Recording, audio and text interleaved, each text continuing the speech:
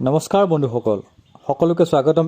আজিৰ ভিডিঅ'টোত আমি আলোচনা কৰিম বাস্তুশাস্ত্ৰৰ মতে কোনটো দিশত কেনেকুৱা ধৰণৰ ফটো লগালে ঘৰলৈ টকা পইচা লগতে নাম যশ বৃদ্ধি হয় আৰু কোনটো দিশত কেনেকুৱা ধৰণৰ ফটো লগাব নালাগে যিয়ে ঘৰলৈ কাজিয়া, দৰিদ্ৰতা, ৰোগ আদি বৃদ্ধি কৰে। তেতিয়াহ'লে আহক প্ৰথমে চাওঁ পূব দিশটো। এই দিশে পজিটিভ এনাৰ্জি আৰু শাৰীৰিক উন্নতিৰ সাধন কৰে। পূব দিশত আপুনি ছানৰাইজ বা ধুনীয়া প্ৰাকৃতিক দৃশ্য বা উজ্জ্বল ধৰণৰ যিকোনো ফটো লগাব পাৰে। কিন্তু পূব দিশত কেতিয়াও ক'লা ৰঙৰ ফটো নলগাব বা দুখী হৈ থকা মানুহৰ ছবিয়ে ঘৰলৈ সুখ বৃদ্ধি কৰিব। সেয়ে যদি আপুনি লগাইছে তেতিয়াহ'লে আজিয়ে আঁতৰাই দিয়ক। বন্ধুসকল, এতিয়া আহক চাওঁ উত্তৰ দিশ। উত্তৰ দিশ হৈছে কেৰিয়াৰ এণ্ড অপৰচুনিটিৰ দিশ, মানে জীৱিকা আৰু সুযোগৰ দিশ। এই দিশে নদী, ৱাটাৰফল, সাগৰ বা কুবেৰৰ ফটো লগাব পাৰে।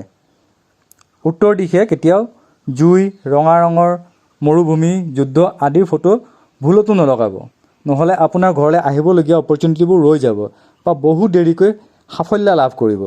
এতিয়া চাওঁ আহক পশ্চিম দিশ।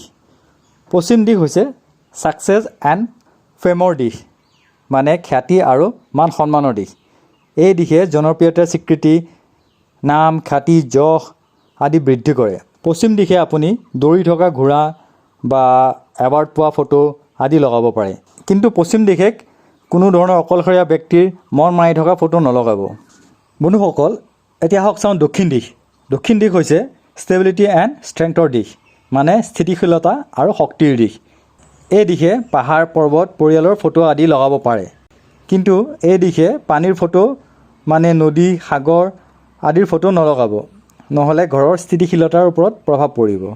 বন্ধুসকল, লগতে আপোনালোকক জনাওঁ যে ঘৰৰ আইনা সদায় পূব বা উত্তৰ দিশে লগাব, যাতে আপোনাৰ মুখখন পূব বা উত্তৰ দিশে হৈ থাকে।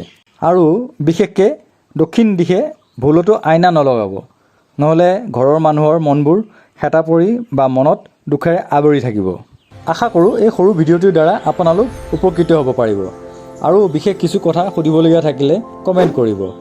নিশ্চয়কৈ আপোনালোকক সহায় কৰিব পাৰিলে ধন্য হ'ম। ধন্যবাদ।